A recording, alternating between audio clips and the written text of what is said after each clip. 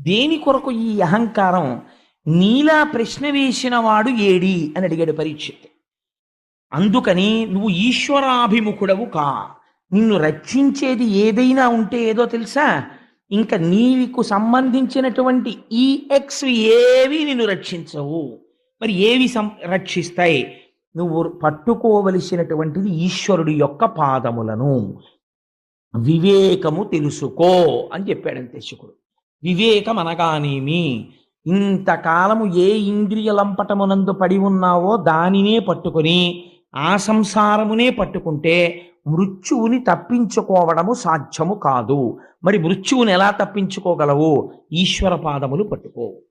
ఈశ్వర పాదాలు పట్టుకుంటే మృత్యువు రాదా అండి అని మీరు అడగచ్చు. మృత్యువు రాదు. ఆ మాట నేనంటే మీరు మృత్యువు రాదంటే ఏమంటే మరి అలా అయితే చాలామంది పెద్దవాళ్ళు ఈశ్వరుణ్ణి కొలిచారు కదా, వాళ్ళందరూ ఎందుకు మృత్యువు వాత పడ్డారు?